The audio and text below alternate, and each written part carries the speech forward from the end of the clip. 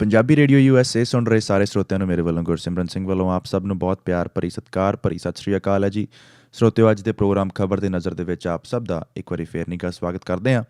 ਇਸ ਪ੍ਰੋਗਰਾਮ ਦੇ ਵਿੱਚ ਸਾਥ ਦੇਣਗੇ ਮਿੰਟੂ ਗੁਰੂਸਰੀਆ ਜੀ, ਜੋ ਕਿ ਆਪਾਂ ਨੂੰ ਪੰਜਾਬ ਤੇ ਭਾਰਤ ਦਾ ਹਾਲ ਦੱਸਣਗੇ। ਸਤਿ ਸ਼੍ਰੀ ਅਕਾਲ ਜੀ। ਜੀ ਗੁਰਸਿਮਰਨ ਜੀ, ਸਤਿ ਸ਼੍ਰੀ ਅਕਾਲ। ਸਰੋਤਿਆਂ ਨੂੰ ਵੀ ਸਤਿ ਸ਼੍ਰੀ ਅਕਾਲ। ਤੇ ਜੀ ਮਿੰਟੂ ਜੀ, ਅੱਜ ਦੀ ਪਹਿਲੀ ਖਬਰ ਦੱਸਦੀ ਹੈ ਕਿ ਪੰਜਾਬ ਤੇ ਹਰਿਆਣਾ ਨੇ ਆਪੋ ਆਪਣਾ ਸਥਾਪਨਾ ਦਿਵਸ ਮਨਾਇਆ। ਜੀ, ਦੋਵਾਂ ਲਈ ਸਥਾਪਨਾ ਦਿਹਾੜਾ ਸੀ ਅੱਜ 50ਵਾਂ, ਜਿਹਨੂੰ ਗੋਲਡਨ ਜੁਬਲੀ ਕਹਿ ਦਿੰਦੇ ਆ। ਅੱਜ ਦੋਨਾਂ ਹੀ ਪ੍ਰਦੇਸ਼ਾਂ ਦੇ ਵਿੱਚ ਬਹੁਤ ਵੱਡੇ ਸਮਾਗਮ ਕਰਾਏ ਗਏ, ਪਰ ਹਰਿਆਣੇ ਵਾਲਾ ਸਮਾਗਮ ਸੀ ਤੇ ਇੱਧਰ ਸਾਡੇ ਵਾਲਾ ਸੰਗਮ ਸੀ। ਸੰਗਮ ਇਹ ਸੀ ਕਿ ਇੱਥੇ ਭਾਜਪਾ ਵਾਲੇ ਵੀ ਆਏ ਹੋਏ ਸਨ, ਅਮਿਤ ਸ਼ਾਹ ਤੇ ਅਰੁਣ ਜੇਤਲੀ। ਇੱਧਰੋਂ ਅਕਾਲੀ ਦਲ ਦੇ ਪਿਓ ਪੁੱਤਰ ਸਰਦਾਰ ਪ੍ਰਕਾਸ਼ ਸਿੰਘ ਬਾਦਲ ਤੇ ਸੁਖਬੀਰ ਸਿੰਘ ਬਾਦਲ ਇਹ ਜੁੜੇ ਸਨ। ਇਹਨਾਂ ਨੂੰ ਸੰਗਮ ਆਪਾਂ ਕਹਿ ਸਕਦੇ ਹਾਂ ਕਿ ਇਹਨਾਂ ਦਾ ਸੰਗਮ ਹੋਇਆ, ਕਿਉਂਕਿ ਆਮ ਤੌਰ ਤੇ ਜੇਤਲੀ ਹੋਰੀ ਗੱਲ ਹੀ ਨਹੀਂ ਸੁਣਦੇ, ਬਾਰ-ਬਾਰ ਹੀ ਨਿਕਲ ਜਾਂਦੇ ਆ। ਅੱਜ ਇਹ ਸਾਰੇ ਇਕੱਠੇ ਸਨ। ਦੂਜੇ ਪਾਸੇ ਹਰਿਆਣੇ ਦੀ ਜੇ ਗੱਲ ਕਰੀਏ, ਉੱਥੇ ਨਰਿੰਦਰ ਮੋਦੀ ਆਪ ਆਇਆ ਹੋਇਆ ਸੀ। ਉਹਨਾਂ ਦਾ ਜਿਹੜਾ ਸਾਰਾ ਸਮਾਗਮ ਸੀ, ਸਾਰਾ ਵੱਡਾ, ਉਹ ਸੀ ਗੁੜਗਾਉਂ, ਪੁਰਾਣਾ ਨਾਮ ਤੇ ਹੁਣ ਦਾ ਗੁਰੂਗ੍ਰਾਮ। ਉੱਥੇ ਇਹਨਾਂ ਦਾ ਅੰਮ੍ਰਿਤਸਰ ਦੇ ਵਿੱਚ ਸੀ। ਦੋਹਾਂ ਸਮਾਗਮਾਂ ਦੇ ਵਿੱਚ ਬਹੁਤ ਵੱਡਾ ਅੰਤਰ ਸੀ। ਇੱਕ ਪਾਸੇ ਨਰੋਲ ਕਲਚਰਲ ਉੱਥੇ ਸਮਾਗਮ ਸੀਗੇ ਹਰਿਆਣੇ ਦੇ ਵਿੱਚ, ਨਰਿੰਦਰ ਮੋਦੀ ਦਾ ਭਾਸ਼ਣ ਹੋਇਆ। ਬਾਕੀ ਕੋਈ ਇਹੋ ਜਿਹੀ ਬਹੁਤੀ ਉੱਥੇ ਸਿਆਸੀ ਸਰਗਰਮੀ ਨਹੀਂ ਵੇਖੀ ਗਈ, ਪਰ ਇੱਥੇ ਜੋ ਵੀ ਸੀ ਉਹ ਸਾਰਾ ਕੁਝ ਸਿਆਸੀ ਸੀ। ਇੱਥੇ ਗੈਰ ਸਿਆਸੀ ਗਤੀਵਿਧੀ ਕੁਛ ਨਹੀਂ ਸੀ। ਪੁਤਲੀ ਘਰ ਦੇ ਵਿੱਚ ਜਿਹੜਾ ਸਮਾਗਮ ਇਹਨਾਂ ਨੇ ਰੱਖਿਆ ਬਾਅਦ ਦੇ ਵਿੱਚ, ਉਸ ਸਮਾਗਮ ਦੇ ਵਿੱਚ ਜ਼ਰੂਰ ਕੁਛ ਇਹਨਾਂ ਨੇ ਜਿਹੜੇ ਸੱਭਿਆਚਾਰਕ ਪੱਖ ਸਾਨੂੰ ਪੇਸ਼ ਕੀਤੇ, ਪਰ ਜਿਹੜੇ ਪਹਿਲਾਂ ਰੈਲੀ ਕੀਤੀ ਉਹ ਤੇ ਨਰੋਲ ਹੀ ਸਿਆਸੀ ਕਹਿ ਲਈਏ ਸ਼ਕਤੀ ਪ੍ਰਦਰਸ਼ਨ ਸੀ, ਹੋਰ ਕੱਖ ਵੀ ਨਹੀਂ ਸੀ। ਪਰ ਦੋਵਾਂ ਹੀ ਸਮਾਗਮਾਂ ਦੀ ਤੁਲਨਾ ਜੇ ਕਰੀਏ ਤੇ ਇਹਨਾਂ ਸਮਾਗਮਾਂ ਦੇ ਵਿੱਚੋਂ ਆਪਣੇ ਆਪ ਦੋਹਾਂ ਪ੍ਰਦੇਸ਼ਾਂ ਦੇ ਵਿਕਾਸ ਤੇ ਦੋਹਾਂ ਹੀ ਪ੍ਰਦੇਸ਼ਾਂ ਦੀ ਨੀਤੀ, ਇਹਨਾਂ ਦੋਨਾਂ ਚੀਜ਼ਾਂ ਦੀ ਤੁਲਨਾ ਆਪਣੇ ਆਪ ਹੋ ਜਾਂਦੀ ਆ। ਮਸਲਨ ਅੱਜ ਇੱਥੋਂ ਕੋਈ ਵੀ ਇਹੋ ਜਿਹੀ ਯੋਜਨਾ ਨਹੀਂ ਐਲਾਨੀ ਗਈ ਜਿਹਨੂੰ ਅਸੀਂ ਕਲਿਆਣਕਾਰੀ ਕਹੀਏ ਪੰਜਾਬੀ ਮੰਚ ਤੋਂ, ਜਦ ਕਿ ਹਰਿਆਣੇ 'ਚ ਕੀ ਕੁਝ ਸੀ ਉਹ ਵੇਖਣ ਵਾਲੀ ਗੱਲ ਆ, ਸੋਚਣ ਵਾਲੀ ਗੱਲ ਆ। ਹਰਿਆਣੇ ਨੇ ਕੀ ਕੀਤਾ ਕਿ ਸਭ ਤੋਂ ਵੱਡੀ ਰਾਹਤ ਦਿੱਤੀ ਆਪਣੇ ਬੇਰੁਜ਼ਗਾਰਾਂ ਨੂੰ। ਜਿਹੜੇ ਪੋਸਟ ਗ੍ਰੈਜੂਏਟ ਬੇਰੁਜ਼ਗਾਰ ਆ, ਉਹਨਾਂ ਲਈ ਉਹਨਾਂ ਨੇ 9,000 ਰੁਪਇਆ ਬੇਰੁਜ਼ਗਾਰੀ ਭੱਤਾ ਜਿਹੜਾ ਅੱਜ ਤੋਂ ਸ਼ੁਰੂ ਕਰ ਦਿੱਤਾ। ਇਸ ਤੋਂ ਵੀ ਅੱਗੇ ਜਾਂਦੇ ਆ ਜਿਹੜੇ ਪਿੰਡਾਂ ਦੇ ਚੌਕੀਦਾਰ ਆ, ਜਿਵੇਂ ਸਾਡੇ ਪੰਜਾਬ ਦੇ ਵਿੱਚ ਇਹਨਾਂ ਨੂੰ ਤੇ ਭੱਤਾ ਵੀ ਕਈ ਵਾਰੀ ਹੜਤਾਲਾਂ ਕਰ ਕਰਕੇ ਲੈਣਾ ਪਿਆ। ਉੱਥੇ ਉਹਨਾਂ ਨੇ ਚੌਕੀਦਾਰਾਂ ਲਈ ਵੀ 8100 ਰੁਪਈਆ ਭੱਤਾ ਕਰ ਦਿੱਤਾ ਤੇ ਨਾਲ ਉਹਨਾਂ ਨੇ ਕਿਹਾ ਕਿ ਵਰੇ ਸ਼ਮਾਈ ਅਸੀਂ ਇੱਕ ਸਾਈਕਲ ਦਿਆ ਕਰਾਂਗੇ, ਇੱਕ ਨਾਲ ਛਤਰੀ ਦਿਆ ਕਰਾਂਗੇ, ਇੱਕ ਨਾਲ ਬੈਟਰੀ ਦਿਆ ਕਰਾਂਗੇ। ਇੱਧਰ ਇਹੋ ਜਿਹਾ ਕੁਛ ਨਹੀਂ ਸੀ। ਇੱਧਰ ਬਸ ਉਹੀ ਕੁਛ ਕਸੀਆਂ ਪਿੱਟੀਆਂ ਗੱਲਾਂ ਕਿ ਜੀ ਅਸੀਂ ਸੜਕਾਂ ਬਣਾ ਦਿੱਤੀਆਂ, ਅਸੀਂ ਇੱਕੋ ਇੱਕ ਹਾਕਮ ਆ ਜਿਨ੍ਹਾਂ ਨੇ ਟਿਊਬਵੈੱਲਾਂ ਦੇ ਬਿੱਲ ਮਾਫ ਕਰ ਦਿੱਤੇ। ਉਹ ਇਹੋ ਜਿਹੀਆਂ ਗੱਲਾਂ ਉਹ ਕਰਕੇ ਦਿਖਾ ਰਹੇ ਸਨ। ਇਹ ਬਸ ਆਪਣੀਆਂ ਉਹ ਜਿਹੜੀਆਂ ਪਿਛਲੀਆਂ ਕੀਤੀਆਂ ਉਹ ਕਹਾਣੀਆਂ ਪਾ ਰਹੇ ਸਨ, ਹੋਰ ਕੱਖ ਵੀ ਨਹੀਂ। ਟਿਊਬਵੈੱਲਾਂ ਦੇ ਅਸੀਂ ਬਿੱਲ ਮਾਫ ਕਰਤੇ ਜੀ, ਸੜਕਾਂ ਦਾ ਜਾਲ ਵਿਛਾ ਦਿੱਤਾ, ਇਹ ਕੀਤਾ ਉਹ ਕੀਤਾ, ਇਹ ਆਪਣੀਆਂ ਗਿਣਾ ਰਹੇ ਸੀ, ਪਰ ਉਹ ਕਰ ਕਰਕੇ ਨਾਲ ਵਿਖਾ ਰਹੇ ਸੀ। ਉਹਨਾਂ ਨੇ ਇੱਕ ਹੋਰ ਬਹੁਤ ਵੱਡਾ ਕੰਮ ਕੀਤਾ। ਉਹਨਾਂ ਨੇ ਆਪਣੇ ਜਿਹੜੇ ਹੋਮਗਾਰਡ ਜਿਹੜੇ ਜਵਾਨ ਆ ਉਹਨਾਂ ਦੇ ਫੋਰਸ ਦੇ ਵਿੱਚ, ਉਹਨਾਂ ਦੀ ਤਨਖਾਹ ਪੁਲਿਸੀਆਂ ਦੇ ਬਰਾਬਰ ਕਰ ਦਿੱਤੀ, ਹਰਿਆਣਾ ਸਿਪਾਹੀ ਦੇ ਬਰਾਬਰ ਕਰ ਦਿੱਤੀ। ਉਹਨਾਂ ਦੀ ਜਿਹੜੀ ਇੱਕ ਅੰਗਹੀਨ ਖਿਡਾਰਨ ਆ ਦੀਪਾ ਮਾਲਿਕ, ਜਿਹੜੀ ਹੁਣ ਪੈਰਾ ਓਲੰਪਿਕਸ ਦੇ ਵਿੱਚੋਂ ਮੈਡਲ ਲੈ ਕੇ ਆਈ ਹੈ, ਉਹਨੂੰ 4 ਕਰੋੜ ਰੁਪਈਆ ਦਿੱਤਾ। 4 ਕਰੋੜ ਰੁਪਈਆ ਨਰਿੰਦਰ ਮੋਦੀ ਦੇ ਹੱਥੋਂ ਵੰਡਾਇਆ। ਹੋਰ ਬਹੁਤ ਸਾਰੀਆਂ ਯੋਜਨਾਵਾਂ ਜਿਹੜੀਆਂ ਉਹਨਾਂ ਨੇ ਅੱਜ 50ਵੇਂ ਆਪਣੇ ਵਰ੍ਹੇ ਗੰਢ ਤੇ ਲਾਗੂ ਕੀਤੀਆਂ, ਜਦ ਕਿ ਇੱਥੋਂ ਕੁਛ ਵੀ ਨਹੀਂ। ਇੱਧਰੋਂ ਆਪਾਂ ਕਹਿ ਸਕਦੇ ਹਾਂ ਕਿ ਉਹੀ ਸਭ ਕੁਛ ਕਹਿ ਲਈਏ, ਉਹੀ ਤੁੰਤਨੀ ਤੇ ਉਹੀ ਤੁੰਤਨੀ ਦੇ ਪੁਰਾਣੇ ਰਾਗ। ਚੰਡੀਗੜ੍ਹ ਸਾਡੇ ਤੋਂ ਖੋਹ ਲਿਆ ਜੀ, ਆਹ ਕੁਛ ਕਰ ਦਿੱਤਾ ਜੀ, ਅਸੀਂ ਪਾਣੀਆਂ ਲਈ ਸਾਰੀਆਂ ਕੁਰਬਾਨੀਆਂ ਕਰਾਂਗੇ, SYL ਤੇ ਕਾਂਗਰਸ ਸਾਨੂੰ ਲੁੱਟ ਕੇ ਲੈ ਗਈ, ਫਲਾਣੇ ਨੇ ਕੀਤਾ, ਟਮਕਾਣੇ ਨੇ ਕੀਤਾ, ਯਾਨੀ ਕੁਛ ਵੀ ਨਹੀਂ। ਇੱਥੋਂ ਤੱਕ ਗੁਰਸਿਮਰਨ ਜੀ ਪੰਜਾਬੀ ਵਰ੍ਹੇਗੰਢ ਮਨਾਈ ਗਈ ਹੈ, ਪੰਜਾਬ ਦੀ 50ਵੀਂ। ਉਹਦੇ ਵਿੱਚ ਸਭ ਤੋਂ ਛੋਟਾ ਸ਼ਹੀਦ ਸੀ ਜਿਹੜਾ ਕਾਕਾ ਇੰਦਰਜੀਤ। ਉਹਦਾ ਇਹਨਾਂ ਨੇ ਅੱਜ ਤੱਕ ਕਿਤੇ ਵੀ ਕੋਈ ਯਾਦਗਾਰ ਨਿਸ਼ਾਨ ਨਹੀਂ ਬਣਾਇਆ। ਇੱਥੋਂ ਤੱਕ ਕਿ 6-7 ਮਹੀਨੇ ਪਹਿਲਾਂ ਮੈਂ ਇੱਕ ਸੰਗਤ ਦਰਸ਼ਨ ਦੇ ਵਿੱਚ ਪ੍ਰੈਸ ਕਾਨਫਰੰਸ ਦੇ ਦੌਰਾਨ ਪ੍ਰਕਾਸ਼ ਸਿੰਘ ਬਾਦਲ ਨੂੰ ਇਹ ਪੁੱਛਿਆ ਵੀ ਕਿ ਤੁਹਾਡੇ ਸੂਬੇ ਦੇ ਵਿੱਚ ਇੱਕ ਜਿਹੜਾ ਮੋਰਚਾ ਲੱਗਾ ਸੀ, ਪੰਜਾਬੀ ਸੂਬਾ ਮੋਰਚਾ, ਉਹਦੇ ਦੌਰਾਨ ਇੱਕ ਬਾਲ ਸ਼ਹੀਦ ਹੋਇਆ, ਕਿ ਉਹਦੀ ਸੂਬੇ ਦੇ ਵਿੱਚ ਯਾਦਗਾਰ ਹੈ? ਤੇ ਪ੍ਰਕਾਸ਼ ਸਿੰਘ ਬਾਦਲ ਹੋਰੀ ਆਖਣ ਲੱਗੇ ਨਹੀਂ, ਮੈਂ ਪਤਾ ਕਰੂੰਗਾ, ਮੈਨੂੰ ਇਹਦੇ ਬਾਰੇ ਪੱਕਾ ਨਹੀਂ ਹੈ। ਤੇ ਮੈਂ ਕਿਹਾ ਨਹੀਂ ਜੀ, ਪਤਾ ਕਰਨ ਦੀ ਲੋੜ ਨਹੀਂ, ਮੈਨੂੰ ਪਤਾ ਹੈ ਕਿਤੇ ਵੀ ਉਹ ਯਾਦਗਾਰ ਨਹੀਂ। ਫਿਰ ਇਹਨਾਂ ਨੇ ਖੜੇ ਪੈਰੇ ਐਲਾਨ ਕੀਤਾ ਸੀ ਕਿ ਅਸੀਂ ਯਾਦਗਾਰ ਜਿਹੜਾ ਅਸੀਂ 50ਵੇਂ ਵਰ੍ਹੇਗੰਢ ਵਾਲਾ ਸਮਾਗਮ ਮਨਾਵਾਂਗੇ, ਉਹ ਤੋਂ ਪਹਿਲਾਂ ਬਣਾ ਲਵਾਂਗੇ। ਪਰ ਉਸ ਸਮਾਗਮ ਦੀ ਜਿਹੜੀ ਆ ਅੱਜ ਦੀ ਤਰੀਕ ਲੰਘ ਗਈ ਆ, ਕਿਤੇ ਵੀ ਕਾਕਾ ਇੰਦਰਜੀਤ ਸਿੰਘ ਦੀ ਯਾਦਗਾਰ ਦਾ ਤਾਂ ਕੀ ਬਣਨਾ ਸੀ, ਉਹਦਾ ਜ਼ਿਕਰ ਵੀ ਨਹੀਂ ਹੋਇਆ। ਦੂਜੀ ਗੱਲ ਇਹ ਕਿ ਬਹੁਤ ਸਾਰੇ ਲੋਕ ਜਿਹਨਾਂ ਦੀਆਂ ਉਦੋਂ ਜਾਇਦਾਦਾਂ ਕੁਰਕ ਹੋਈਆਂ, ਬਹੁਤ ਸਾਰੇ ਲੋਕ ਆ ਜਿਹੜੇ ਘਰੋਂ ਬੇਕਾਰ ਹੋਏ, ਜੇਲ੍ਹਾਂ ਕੱਟੀਆਂ, ਤਸ਼ੱਦਦ ਝੱਲਿਆ ਆਪਣੇ ਪਿੰਡੇ ਤੇ ਪੰਜਾਬੀ ਮੋਰਚੇ ਲਈ, ਉਹਨਾਂ ਬਹੁਤ ਸਾਰੇ ਪਰਿਵਾਰਾਂ ਨੂੰ ਨਜ਼ਰਅੰਦਾਜ਼ ਕਰ ਦਿੱਤਾ। ਜਿਹੜੇ ਮੁੱਖ ਪ੍ਰਮੁੱਖ ਨਾਮਵਰ ਸ਼ਖਸੀਅਤਾਂ ਸੀ, ਉਹਨਾਂ ਨੂੰ ਸੱਦ ਕੇ ਉਹਨਾਂ ਦੇ ਪਰਿਵਾਰਾਂ ਨੂੰ ਜ਼ਰੂਰ ਇਹਨਾਂ ਨੇ ਸਨਮਾਨਿਤ ਕਰ ਦਿੱਤਾ। ਕੁੱਲ ਮਿਲਾ ਕੇ ਜੇ ਵੇਖੀਏ ਕਿ ਸਾਡੇ ਨਾਲ ਹੀ ਹਰਿਆਣਾ ਹੋਂਦ 'ਚ ਆਇਆ ਤੇ ਸਾਡੇ ਨਾਲ ਹੀ ਪੰਜਾਬ 'ਚ ਆਇਆ, ਦੋਵਾਂ ਦੀ ਤੁਲਨਾ ਆਪਾਂ ਕਰ ਹੀ ਲਈ ਹੈ ਕਿ ਵੇਖੋ ਉੱਥੇ ਕਿਹੋ ਜਿਹੀਆਂ ਯੋਜਨਾਵਾਂ ਜਿਹੜੀਆਂ ਉਹ ਉਲੀਕੀਆਂ ਜਾ ਰਹੀਆਂ। ਇੱਥੋਂ ਤੱਕ ਕਿ ਉਹਨਾਂ ਨੇ ਅੱਜ ਬੁਢਾਪਾ ਪੈਨਸ਼ਨ 1600 ਰੁਪਈਆ ਕਰ ਦਿੱਤਾ, ਤੇ ਅਸੀਂ 250 ਤੋਂ 500 ਤੇ ਆਏ ਹਾਂ, ਤੇ ਉਹ ਵੀ 250 ਤੋਂ 500 ਕਰਕੇ ਕਹਿੰਦੇ ਜੀ ਅਸੀਂ ਜਿਹੜੀ ਹੈ ਉਹ ਬਹੁਤ ਜ਼ਿਆਦਾ ਪੈਨਸ਼ਨ ਵਧਾ ਦਿੱਤੀ। ਤੇ ਲੋਕ ਇੱਥੇ ਹੱਸ ਕੇ ਕਹਿ ਦਿੰਦੇ ਆ ਕਿ ਇੱਕ ਕਈ ਵਾਰ ਦੁਕਾਨਦਾਰ ਵੀ ਹੱਸ ਕੇ ਕਹਿ ਦਿੰਦਾ ਹੁੰਦਾ ਹੈ ਕਿ ਮੈਂ ਦੁਕਾਨ ਵਧਾ ਦਿੱਤੀ, ਉਹਦਾ ਮਤਲਬ ਹੁੰਦਾ ਬੰਦ ਕਰ ਦਿੱਤੀ, ਤੁਸੀਂ ਵਧਾ ਦਿੱਤੀ ਹੈ ਕਿ ਪੱਕੀ ਵਧਾ ਦਿੱਤੀ ਹੈ। ਜੀ ਮਿੰਟੂ ਜੀ, ਤੇ ਅਮਿਤ ਸ਼ਾਹ ਨੇ ਆਖਿਆ ਕਿ ਪੰਜਾਬ ਨੂੰ ਨਸ਼ੇ ਦੇ ਨਾਮ ਤੇ ਬਦਨਾਮ ਕਰਨ ਵਾਲਿਆਂ ਨੂੰ ਵੋਟ ਮੰਗਣ ਦਾ ਕੋਈ ਹੱਕ ਨਹੀਂ। ਇਹ ਸਿਰੇ ਦਾ ਫਰੇਬੀ ਬੰਦਾ ਹੈ ਅਮਿਤ ਸ਼ਾਹ, ਸਿਰੇ ਦਾ ਫਰੇਬੀ। ਸਭ ਤੋਂ ਸਿਆਸਤ ਦੇ ਵਿੱਚ ਜੇ ਕਹਿ ਲਈਏ ਅੱਜ ਦਾ ਫਰੇਬੀ ਚਿਹਰਾ ਤੇ ਇਹ ਅਮਿਤ ਸ਼ਾਹ ਆ। ਅਮਿਤ ਸ਼ਾਹ ਉਹੀ ਇਨਸਾਨ ਆ, ਉਹੀ ਸ਼ਖਸ ਆ ਜਿਹਨੇ ਨਸ਼ੇ ਤੇ ਰੈਲੀ ਰੱਖੀ ਸੀ ਅੰਮ੍ਰਿਤਸਰ ਦੇ ਵਿੱਚ। ਤੁਸੀਂ ਯਾਦ ਕਰੋ, ਜਨਵਰੀ 2015 ਦੇ ਵਿੱਚ ਇਹਨੇ ਨਸ਼ੇ ਦੇ ਮੁੱਦੇ ਤੇ ਰੈਲੀ ਰੱਖੀ ਸੀ। ਉਸ ਤੋਂ ਜੇ ਪਿੱਛੇ ਆਪਾਂ ਚਲੇ ਜਾਈਏ ਤੇ ਤੁਹਾਨੂੰ ਯਾਦ ਹੋਣਾ ਹੈ, ਇੱਕ ਵਾਰ ਇੱਥੇ ਆਨੰਦਪੁਰ ਸਾਹਿਬ ਦੇ ਵਿੱਚ ਬਹੁਤ ਵੱਡਾ ਸਮਾਗਮ ਮਨਾਇਆ ਗਿਆ ਸੀਗਾ, ਬਹੁਤ ਵੱਡਾ। ਉਹਦੇ 'ਚ ਰਾਜਨਾਥ ਵੀ ਪਹੁੰਚਿਆ ਹੋਇਆ ਸੀ। ਉਸ ਸਟੇਜ ਤੋਂ ਰਾਜਨਾਥ ਸਿੰਘ ਨੇ ਖੁਦ ਇਹ ਗੱਲ ਕਹੀ ਸੀ ਨਸ਼ੇ ਵਾਲੀ, ਉਸੇ ਆਨੰਦਪੁਰ ਦੇ ਸਮਾਗਮ ਦੇ ਵਿੱਚ। ਜੇ ਫਿਰ ਆਪਾਂ ਗੱਲ ਕਰ ਲਈਏ ਕਿ ਇੱਕ ਇਹਨਾਂ ਦਾ ਉਦੋਂ ਕੈਬਨਿਟ ਦੇ ਵਿੱਚ ਵਜ਼ੀਰ ਹੁੰਦਾ ਸੀ TC ਗਹਿਲੋਤ, ਇੱਕ BJP ਦਾ ਕੇਂਦਰ ਵਜ਼ੀਰ ਹੁੰਦਾ ਸੀ, ਕੇਂਦਰੀ ਵਜ਼ੀਰ। TC ਗਹਿਲੋਤ ਨੇ ਇੱਕ ਪ੍ਰੈਸ ਕਾਨਫਰੰਸ ਕੀਤੀ 26 ਜੂਨ 2015 ਨੂੰ, ਜਿਹਦੇ 'ਚ ਪ੍ਰਕਾਸ਼ ਸਿੰਘ ਬਾਦਲ ਵੀ ਬੈਠਾ ਸੀ ਨਾਲ।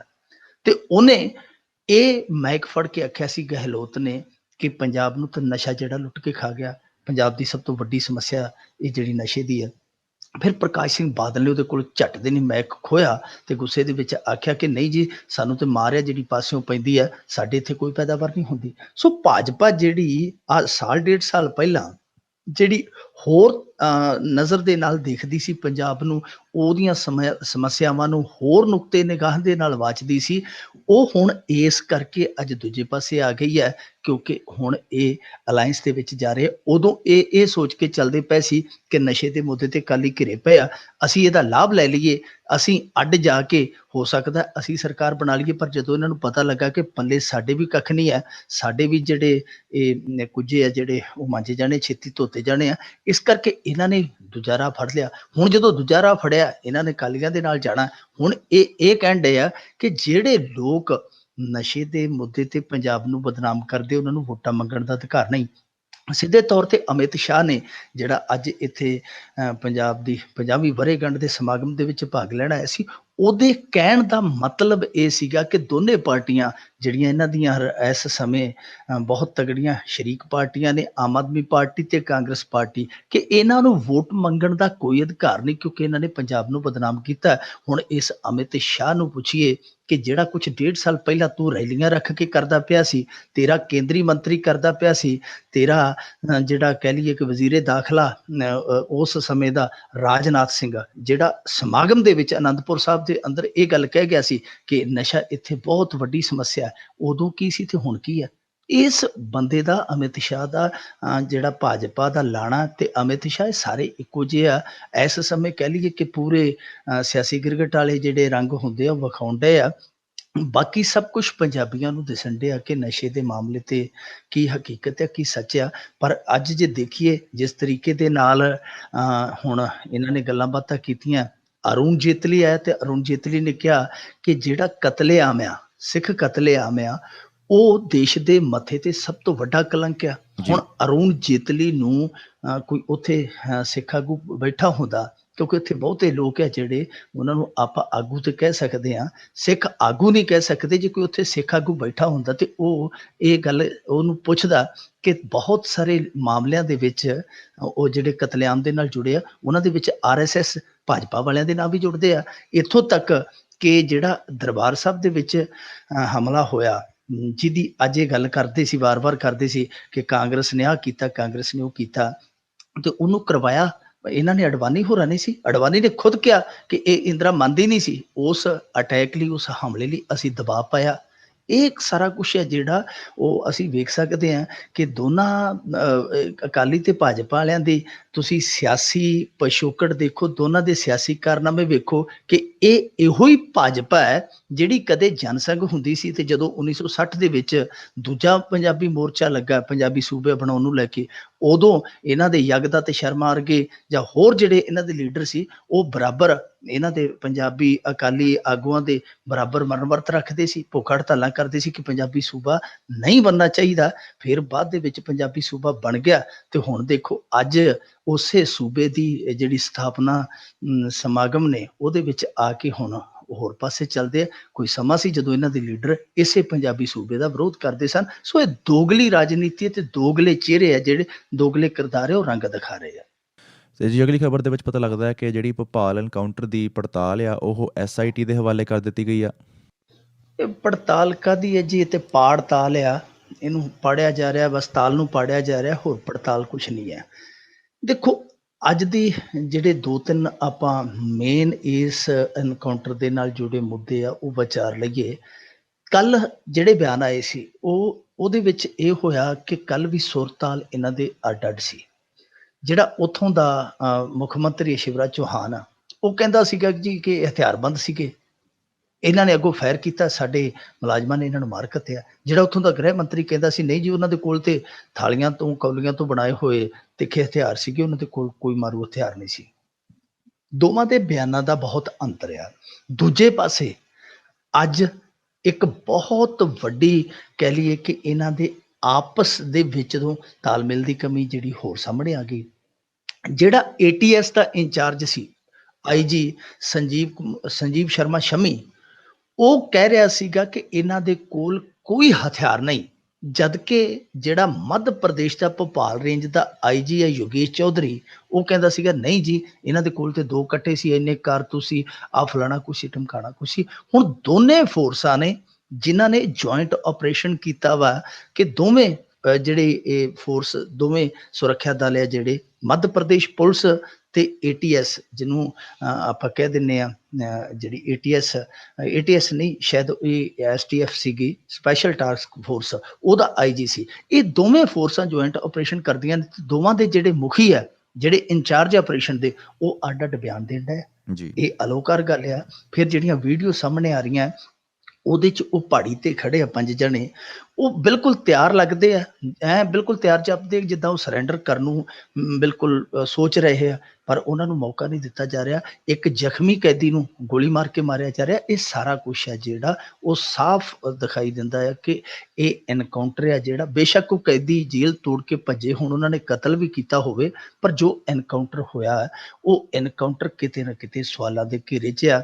ਉਹਦੇ ਲਈ ਹੁਣ ਪੜਤਾਲ ਬੜੀ ਜ਼ਰੂਰੀ ਸੀ। ਜਿਵੇਂ ਤੁਸੀਂ ਸ਼ੁਰੂ 'ਚ ਕਿਹਾ ਕਿ ਪੜਤਾਲ ਜਿਹੜੀ ਹੈ ਉਹ ਹੋ ਰਹੀ ਹੈ, ਫਲਾਣੇ ਵੱਲੋਂ ਕੀਤੀ ਜਾ ਰਹੀ ਹੈ, SIT ਵੱਲੋਂ ਕੀਤੀ ਜਾ ਰਹੀ ਹੈ।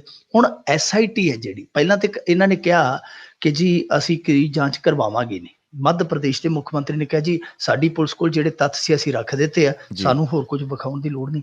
ਜਦੋਂ ਇਸ ਬਿਆਨ ਨੂੰ ਕਾਊਂਟਰ ਕੀਤਾ ਗਿਆ ਦੂਜੇ ਸਿਆਸੀ ਵਿਰੋਧੀਆਂ ਵੱਲੋਂ, ਫਿਰ ਇਹਨਾਂ ਨੇ SIT ਦਾ ਗਠਨ ਕਰ ਦਿੱਤਾ। ਹੁਣ SIT ਦਾ ਨਾਂ ਸੁਣ ਕੇ ਕਈ ਭੰਬਲ ਭੂਸੇ 'ਚ ਪੈ ਜਾਂਦੇ ਆ, ਪਰ SIT ਕੀ ਹੁੰਦੀ ਆ?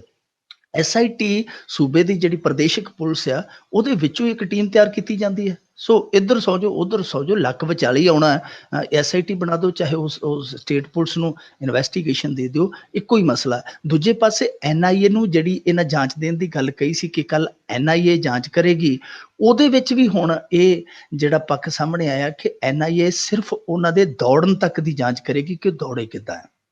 ਇਨਕਾਊਂਟਰ ਦੀ ਜਾਂਚ ਜਾਨੀ ਹੈ ਉਹ SIT ਕਰੇਗੀ। ਸੋ ਸਭ ਕੁਝ ਸਾਫ਼ ਹੋਣ ਡਿਆ, ਪੜਤਾਲ ਇਹ ਕਰਾਉਣ ਨਹੀਂ ਡੇ, ਕਿਉਂਕਿ ਇਹ ਫਸਦੇ ਆ, ਸਿੱਧੇ ਤੌਰ ਤੇ ਫਸਦੇ ਆ। ਤੁਸੀਂ ਆਪ ਹੀ ਅੰਦਾਜ਼ਾ ਲਾ ਲਓ ਕਿ ਇਹ ਕਹਿੰਦੇ ਜੀ ਉਹਨਾਂ ਨੇ ਲੱਕੜ ਦੇ ਨਾਲ ਤੇ ਟੂਥਬ੍ਰਸ਼ ਦੇ ਨਾਲ ਜਿੰਦਰੇ ਖੋਲ ਲਏ ਸੈੱਲਾਂ ਦੇ, ਫਿਰ ਉਹ ਕਹਿ ਦਿੰਦੇ ਆ ਜੀ ਉਹਨਾਂ ਦੇ ਕੋਲ ਛੁਰੇ ਸੀ। ਹੁਣ ਦੇਖੋ, ਲੱਕੜ ਦੇ ਨਾਲ ਅੱਡੇ ਅੱਧਾ ਕਿਲੋ ਦੇ ਤਾਲੇ ਖੁੱਲ ਜਾਂਦੇ ਆ। ਜਿਹੜੀ ਉਹਨਾਂ ਦੇ ਕੋਲ ਕਰਦਾਂ ਚਾਕੂ ਆ, ਉਹਨਾਂ ਦੇ ਨਾਲ ਫਾਇਰਿੰਗ ਹੋ ਜਾਂਦੀ ਹੈ। ਇਹ ਅੱਤਵਾਦੀ ਸੀ ਕਿ ਜਾਦੂਗਰ ਸੀ? ਇਹ ਜੀ ਜਾਦੂਗਰੀ ਦੇ ਨਾਲ ਹੀ ਸਭ ਕੁਝ ਕਰੀ ਜਾਂਦੇ ਸੀ। ਹੁਣ ਤੇ ਇਹਨਾਂ ਦੀਆਂ ਕਰਤੂਤਾਂ, ਇਹਨਾਂ ਦੀਆਂ ਕੱਚੀਆਂ ਕਹਾਣੀਆਂ ਵੇਖ ਕੇ ਕੈਦੀ ਮੰਗ ਕਰਨ ਲੱਗ ਪਏ ਆ ਕਿ ਜਨਾਬ ਸਾਨੂੰ ਕੁਛ ਨਹੀਂ ਚਾਹੀਦਾ, ਰੋਟੀ ਬੇਸ਼ੱਕ ਨਾ ਦਿਓ, ਬਾਹਰੋਂ ਜਿਵੇਂ ਤੁਸੀਂ ਤਾਲਾ ਲਾਉਣੇ, ਇੱਕ ਤਾਲਾ ਸਾਨੂੰ ਦੇ ਦਿਓ, ਅਸੀਂ ਅੰਦਰੋਂ ਵੀ ਤਾਲਾ ਲਾ ਲਈਏ ਕਰੀਏ। ਪਤਾ ਨਹੀਂ ਤੁਹਾਡੇ ਕਦੋਂ ਇਹ ਹਲਕੇ ਹੋਏ ਆਉਣੇ ਆ ਤੇ ਸਾਨੂੰ ਰਾਤ ਨੂੰ ਕੱਢ ਕੇ ਠੋਕ ਦੇਣ। ਸੋ ਹੁਣ ਤੇ ਤਾਲੇ ਆ ਜਿਹੜੇ ਅੰਦਰੋਂ ਲਾਉਣ ਦੀ ਵੀ ਗੱਲ ਕੀਤੀ ਜਾ ਰਹੀ ਹੈ ਕਿ ਕੈਦੀ ਜਿਹੜੇ ਆ ਉਹ ਭੱਜਣ ਦੀ ਤੇ ਗੱਲ ਛੱਡੋ, ਬਾਹਰ ਨਿਕਲਣ ਦੀ ਵੀ ਸੋਚਦੇ ਆ ਤੇ ਡਰਦੇ ਆ। ਸੋ ਇਹ ਜਿਹੜੀ ਕਹਾਣੀ ਹੈ ਇਸ ਐਨਕਾਊਂਟਰ ਦੀ, ਉਹ ਸ਼ਰੇਆਮ ਹੈ, ਬਿਲਕੁਲ ਕਹਿ ਲਈਏ ਕਿ ਸਾਫ਼ ਆ। ਔਰ ਉਹਦੇ ਵਿੱਚ ਜਿਹੜੀ ਭਾਜਪਾ ਬੁਰੀ ਤਰ੍ਹਾਂ ਘਿਰਦੀ ਪਈ ਹੈ, ਪਰ ਇੱਥੇ ਹੁਣ ਇਸ ਘੇਰੇ ਚੋਂ ਨਿਕਲ ਲਈ ਫਿਰ ਰਾਸ਼ਟਰ ਭਗਤੀ ਦਾ ਸਹਾਰਾ ਲਿਆ ਜਾਏਗਾ, ਮੀਡੀਆ ਨੂੰ ਇਸ ਪਾਸੇ ਤੁਰਿਆ ਜਾਏਗਾ। ਜਿਹੜਾ ਵੀ ਕਿੰਤੂ ਕਰੇਗਾ, ਜਿਹੜਾ ਵੀ ਪਰੰਤੂ ਕਰੇਗਾ, ਉਹਦੇ ਉੱਤੇ ਰਾਸ਼ਟਰ ਵਿਰੋਧੀ ਹੋਣ ਦਾ ਠੱਪਾ ਲਾ ਦਿੱਤਾ ਜਾਏਗਾ। ਜਿਹੜਾ ਕਹੇਗਾ ਕਿ ਸਹੀ ਕੀਤਾ, ਉਹਨੂੰ ਕਹਿ ਦੇਣਗੇ ਆਹ ਦੇਖੋ ਜੀ, ਇਹ ਹੈ ਰਾਸ਼ਟਰੀ ਭਗਤ। ਜੀ, ਹੁਣ ਲੱਗਦਾ ਹੈਗਾ ਜੰਮੂ ਦੇ ਵੀ ਹਾਲਾਤ ਵਿਗੜਨ ਜਾ ਰਹੇ ਨੇ, ਕਿਉਂਕਿ ਫਾਇਰਿੰਗ ਦੇ ਵਿੱਚ ਹੁਣ 9 ਜਾਣਿਆਂ ਦੀ ਮੌਤ ਹੋ ਚੁੱਕੀ ਆ। ਇਹਦੇ ਵਿੱਚ ਕੀ ਖਬਰ ਆ? ਇਹ ਦੁਵੱਲੀ ਫਾਇਰਿੰਗ ਹੋ ਰਹੀ ਜੀ, ਕਾਫੀ ਵੱਡੇ ਪੱਧਰ ਤੇ, ਵਿਆਪਕ ਪੱਧਰ ਤੇ ਫਾਇਰਿੰਗ ਹੋ ਰਹੀ ਹੈ। ਉਧਰੋਂ ਉਹ ਕਰ ਰਹੇ ਆ, ਇੱਧਰੋਂ ਇਹ ਕਰਦੇ ਪਏ ਆ, ਤੇ ਇਹਦੇ ਵਿੱਚੋਂ ਭਾਰਤ ਦਾ ਬਹੁਤ ਵੱਡਾ ਨੁਕਸਾਨ ਹੋਇਆ। ਅੱਜ 8-9 ਦੇ ਕਰੀਬ ਜਿਹੜੇ ਸਿਵੀਲੀਅਨ ਆ, ਵੈਸੇ 8 ਦੀ ਖਬਰ ਆ, ਪਰ ਸ਼ਾਮ ਤੱਕ ਇਹ ਗਿਣਤੀ ਹੈ ਜਿਹੜੀ ਉਹ 9 ਤੱਕ ਦੱਸ ਕੇ ਕਿ 9 ਤੱਕ ਪਹੁੰਚ ਗਈ ਹੈ। 9 ਸਿਵੀਲੀਅਨ ਜਿਹੜੇ ਭਾਰਤ ਦੀ ਆ ਉਹ ਮਰ ਗਏ ਆ। ਜੀ 18 ਜ਼ਖਮੀ ਦੱਸੇ ਜਾ ਰਹੇ, ਜਿਨ੍ਹਾਂ ਦੇ ਵਿੱਚ ਕੁਝ ਬੱਚੇ ਵੀ ਆ, ਕੁਝ ਬਜ਼ੁਰਗ ਵੀ ਦੱਸੀਦੇ ਆ। ਬਹੁਤ ਸਾਰੇ ਪਿੰਡ ਆ ਜਿਹੜੇ ਉਹ ਅਚਨਚੇਤ ਖਾਲੀ ਕਰਨੇ ਪੈ ਰਹੇ ਆ। ਲੋਕ ਆਪਣਾ ਪੱਠਾ ਦੱਥਾ, ਆਪਣਾ ਘਰ-ਬਾਰ, ਪਸ਼ੂ ਮਵੇਸ਼ੀ ਸਭ ਕੁਝ ਛੱਡ ਛਡਾ ਕੇ ਪਿੱਛੇ ਨੂੰ ਆ ਗਏ ਆ। ਇਹ ਹੁਣ ਦੇਖੋ, ਭਾਰਤ ਦੇ ਜਿਹੜੇ ਆਪਾਂ ਪ੍ਰਦੇਸ਼ ਦੇ ਵਿੱਚ ਰਹਿੰਦੇ ਆ, ਪੰਜਾਬ ਦੇ ਵਿੱਚ, ਉੱਥੇ ਹਾਲਾਤ ਇਸ ਤਰ੍ਹਾਂ ਦੇ ਨਹੀਂ ਸਨ। ਸਾਰੇ ਪਿੰਡ ਖਾਲੀ ਕਰਾ ਲਏ ਗਏ, 1000 ਦੇ ਕਰੀਬ। ਜਦ ਕਿ ਜਿੱਥੇ ਇਹ ਜ਼ਰੂਰਤ ਸੀ, ਖਾਸ ਤੌਰ ਤੇ ਘਾਟੀ ਦੇ ਵਿੱਚ ਜਿਹੜੇ ਬਾਰਡਰ ਕੰਢੇ ਦੇ ਪਿੰਡ ਸੀਗੇ, ਉੱਥੇ ਉਠਾਉਣ ਦੀ, ਉੱਥੇ ਅਗਾਊ ਪ੍ਰਬੰਧ ਕਰਨ ਦੀ ਲੋੜ ਸੀ, ਉੱਥੇ ਇਹਨਾਂ ਨੇ ਕੀਤੇ ਨਹੀਂ। ਉੱਥੇ ਬੰਦੇ ਮਰਵਾਉਣ ਡਏ ਆ। ਤੇ ਜਿੱਥੇ ਪੰਜਾਬ ਦੇ ਵਿੱਚ ਕੋਈ ਮਸਲਾ ਹੀ ਨਹੀਂ ਸੀ, ਇਹੋ ਜਿਹਾ ਕੋਈ ਮਸਾਇਲ ਅਸੀਂ ਵੇਖ ਹੀ ਨਹੀਂ ਸੀ ਸਕਦੇ, ਕੋਈ ਕਲਪਨਾ ਹੀ ਨਹੀਂ ਸੀ ਕਰ ਸਕਦਾ, ਉੱਥੇ ਪਿੰਡ ਉਠਾ ਦਿੱਤੇ ਗਏ। ਸੋ ਅਜੀਬੋ ਗਰੀਬ ਜੀ ਇਹਨਾਂ ਦੀ ਰਣਨੀਤੀ ਹੈ। ਇਹ ਉੱਥੇ ਬੰਦੇ ਮਰਵਾਈ ਜਾਂਦੇ ਆ, ਇੱਥੇ ਐਵੇਂ ਖਾਲੀ ਪਿੰਡ ਕਰਾਈ ਜਾਂਦੇ ਸੀਗੇ। ਹੁਣ ਇਹ ਪਿੰਡ ਜਿਹੜੇ ਆ ਉਹ ਸਵਾਲ ਉਠਾ ਰਹੇ ਆ ਕਿ ਸਾਡੀ ਸੁਰੱਖਿਆ ਦਾ ਭਾਈ ਪ੍ਰਬੰਧ ਤੁਸੀਂ ਕਿਉਂ ਨਹੀਂ ਕਰਦੇ? ਜੇ ਤੁਸੀਂ ਗੋਲੀਬੰਦੀ ਨਹੀਂ ਕਰ ਸਕਦੇ, ਜੇ ਤੁਸੀਂ ਪੱਕਾ ਨਿਬੇੜਾ ਨਹੀਂ ਕਰ ਸਕਦੇ, ਤੇ ਫਿਰ ਘੱਟੋ ਘੱਟ ਸਾਨੂੰ ਤੇ ਕੋਈ ਇਹੋ ਜਿਹੇ ਪ੍ਰਬੰਧ ਕਰਕੇ ਦਿਓ। ਜਿਵੇਂ ਘਰਾਂ ਦੇ ਵਿੱਚ ਜੇ ਅਸੀਂ ਘਰ ਬਣਾਉਣੇ ਆ, ਮਕਾਨ ਬਣਾਉਣੇ ਆ, ਤੇ ਸਰਕਾਰ ਵੱਲੋਂ ਕੋਈ ਬੰਕਰ ਬਣਾ ਕੇ ਦਿਓ, ਸਾਡਾ ਕੋਈ ਇਹੋ ਜਿਹਾ ਪ੍ਰਬੰਧ ਕਰਕੇ ਦਿਓ ਕਿ ਜੇ ਇਸ ਤਰ੍ਹਾਂ ਦਾ ਮਾਹੌਲ ਬਣਦਾ ਹੈ, ਅਸੀਂ ਪਿੱਛੇ ਚਲੇ ਜਾਈਏ, ਸਾਡਾ ਕੋਈ ਬਦਲਵਾਂ ਟਿਕਾਣਾ ਹੋਵੇ। ਇਹ ਨਾ ਹੋਵੇ ਕਿ ਅਸੀਂ ਦਰ ਬਦਰ ਭਟਕਦੇ ਰਹੀਏ। ਸੋ ਉੱਥੋਂ ਦੇ ਲੋਕ ਹੁਣ ਗਿਲਾ ਸ਼ਿਕਵਾ ਕਰਦੇ ਪਏ ਭਾਰਤੀ ਸਰਕਾਰ ਤੇ ਵੀ। ਪਰ ਹਾਲ ਦੀ ਘੜੀ ਉੱਥੇ ਸਥਿਤੀ ਹੈ ਜਿਹੜੀ ਉਹ ਇਹ ਹੋਈ ਪਈ ਹੈ ਕਿ ਕਈ ਸੈਕਟਰਾਂ ਦੇ ਵਿੱਚ ਇੱਕੋ ਵੇਲੇ ਜਿੱਥੇ ਸੀਜ਼ ਫਾਇਰ ਆ, ਉੱਥੇ ਦੁਵੱਲੀ ਗੋਲੀ ਚੱਲਦੀ ਪਈ। ਉਧਰੋਂ ਉਹ ਕਰ ਰਹੇ ਆ, ਇੱਧਰੋਂ ਇਹ ਮਰ ਰਹੇ ਆ। ਜੀ, ਤੇ ਹੁਣ ਇੱਕ ਹੋਰ ਖਬਰ ਆਈ ਹੈ ਕਿ ਲਾਪਤਾ ਵਿਦਿਆਰਥੀ ਦੀ ਮਾਂ ਨੇ ਕੇਜਰੀਵਾਲ ਤੋਂ ਇਮਦਾਦ ਮੰਗੀ ਆ। ਇਹ ਵਿਦਿਆਰਥੀ ਹੈ ਨਾ ਜਿਹੜਾ ਨਜ਼ੀਮ, ਇਹਦਾ ਨਾਂ ਆ, ਇਹ ਮੇਰੇ ਖਿਆਲ ਦੇ ਨਾਲ ਹੋ ਗਿਆ ਇਹਨੂੰ 2 ਹਫ਼ਤੇ ਤੋਂ ਉੱਤੇ ਸਮਾਂ ਹੋ ਗਿਆ ਲਾਪਤਾ ਹੋਏ ਨੂੰ। ਇਹ JNU ਦੇ ਵਿੱਚ ਪੜ੍ਹਦਾ ਸੀ। JNU ਦਾ ਨਾਂ ਕਨ੍ਹਈਆ ਤੋਂ ਬਾਅਦ ਜਿਹੜਾ ਸਾਰਾ ਕੁਝ ਵਾਪਰਿਆ ਸੀ ਉਹ ਸਾਰੀ ਦੁਨੀਆ ਦੇ ਵਿੱਚ ਗਿਆ। JNU ਬਾਰੇ ਦੱਸਣ ਦੀ ਲੋੜ ਨਹੀਂ ਹੈ। ਜਵਾਹਰ ਲਾਲ ਨਹਿਰੂ ਯੂਨੀਵਰਸਿਟੀ ਨੂੰ, ਦਿੱਲੀ ਦੀ ਨੂੰ, ਉਹਨੂੰ JNU ਕਹਿ ਦਿੰਦੇ ਆ। JNU ਦੇ ਇੱਕ ਹੋਸਟਲ ਦੇ ਵਿੱਚ ਨਜ਼ੀਮ ਰਹਿੰਦਾ ਸੀਗਾ। ਜਿਸ ਦਿਨ ਇਹ ਲਾਪਤਾ ਹੋਇਆ, ਇਹਨੇ ਲਾਪਤਾ ਹੋਣ ਤੋਂ ਪਹਿਲਾਂ ਆਪਣੀ ਮਾਂ ਨੂੰ ਫੋਨ ਕੀਤਾ। ਮਾਂ ਇਹਦੀ ਉੱਤਰ ਪ੍ਰਦੇਸ਼ 'ਚ ਰਹਿੰਦੀ ਸੀਗੀ।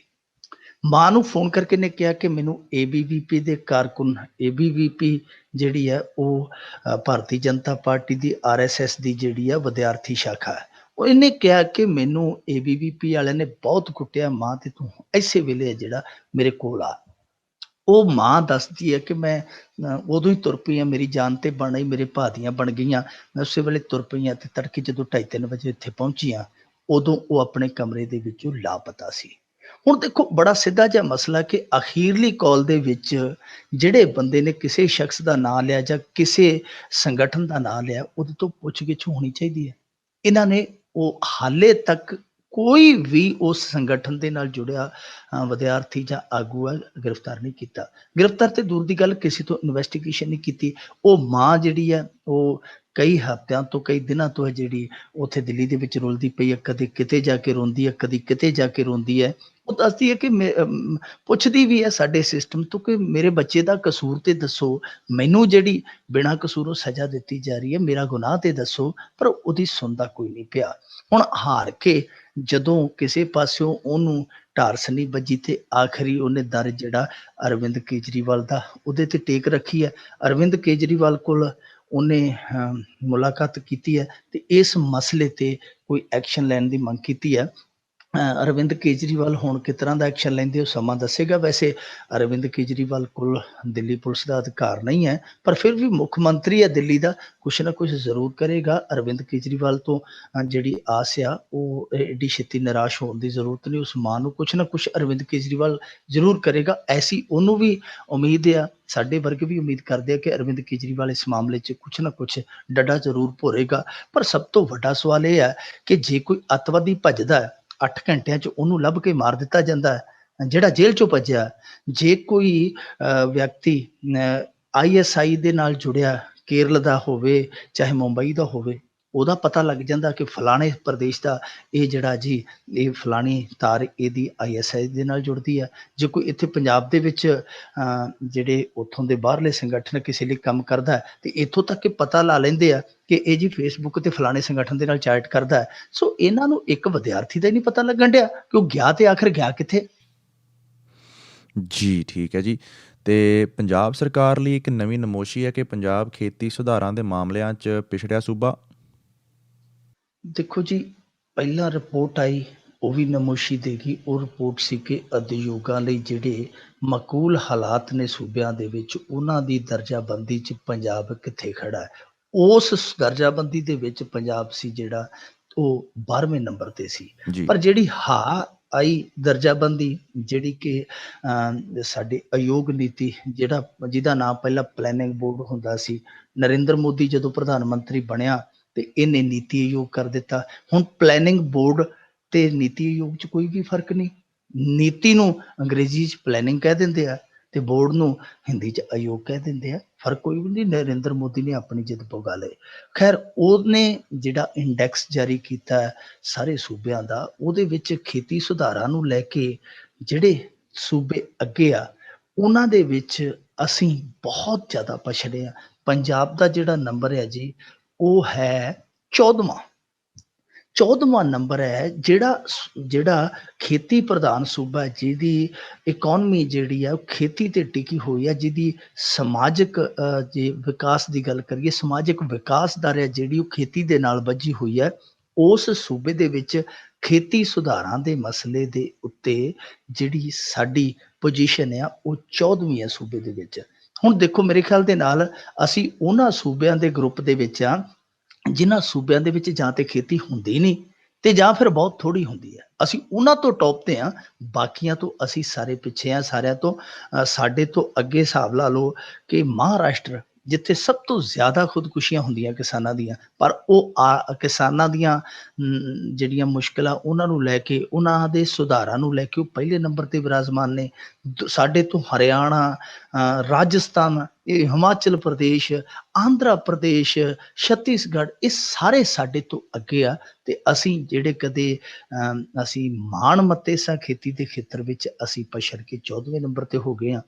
ਹਾਲੇ ਵੀ ਜਦੋਂ ਅੱਜ ਸੁਖਬੀਰ ਸਿੰਘ ਬਾਦਲ ਉੱਥੇ ਬੋਲੀ ਜਾਂਦਾ ਸੀ ਸਮਾਗਮ ਦੇ ਵਿੱਚ ਅੰਮ੍ਰਿਤਸਰ ਤੇ, ਉਹ ਇੱਕੋ ਗੱਲ ਕਹਿੰਦਾ ਸੀ ਜੀ, ਉਦਯੋਗ ਦੇ ਮਾਮਲੇ 'ਚ ਅਸੀਂ ਨੰਬਰ 1, ਖੇਤੀ ਦੇ ਮਾਮਲੇ 'ਚ ਅਸੀਂ ਨੰਬਰ 1, ਸ਼ਹਿਦ ਪ੍ਰੋਡਕਸ਼ਨ ਦੇ ਮਾਮਲੇ 'ਚ ਅਸੀਂ ਨੰਬਰ 1। ਉਹਨੇ ਪਤਾ ਹੀ ਨਹੀਂ ਕਿੰਨੇ ਕੁ ਨੰਬਰ 1 ਗਿਣਾ ਦਿੱਤੇ। ਪਰ ਜਿਹੜੀ ਦਰਜਾਬੰਦੀ ਹੈ, ਸੰਸਾਰ ਬੈਂਕ ਦੀ ਹੈ ਜਾਂ ਨੀਤੀ ਆਯੋਗ ਦੀ ਹੈ, ਇਹ ਸਾਰੀ ਸਾਡੇ ਵਿਕਾਸ ਦੇ ਦਾਅਵਿਆਂ ਦਾ ਮੂੰਹ ਚਿੜਾਉਂਦੀ ਹੈ।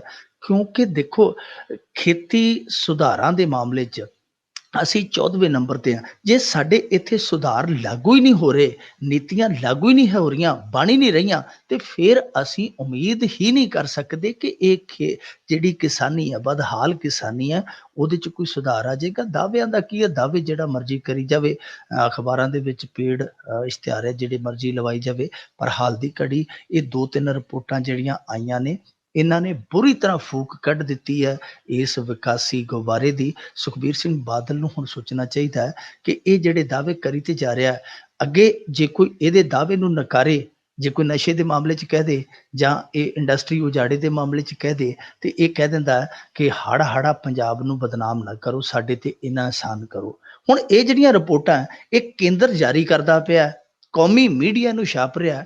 ਹੁਣ ਅੱਜ ਜਿਵੇਂ ਅਮਿਤ ਸ਼ਾਹ ਆਇਆ ਸੀ, ਅਰੁਣ ਜੇਟਲੀ ਆਇਆ ਸੀ, ਹਾਈਓ ਨਾਰਾ ਉਹਨਾਂ ਦੇ ਅੱਗੇ ਵੀ ਲਾਉਂਦਾ ਕਿ ਸਾਡੇ ਤੇ ਅਹਿਸਾਨ ਕਰੋ, ਹਾੜਾ ਸਾਨੂੰ ਨਾ ਬਦਨਾਮ ਕਰੋ। ਇਹਨਾਂ ਨੂੰ ਵੀ ਕਹਿ ਕੇ ਦੇਖੇ। ਬਿਲਕੁਲ ਜੀ, ਠੀਕ ਹੈ ਜੀ।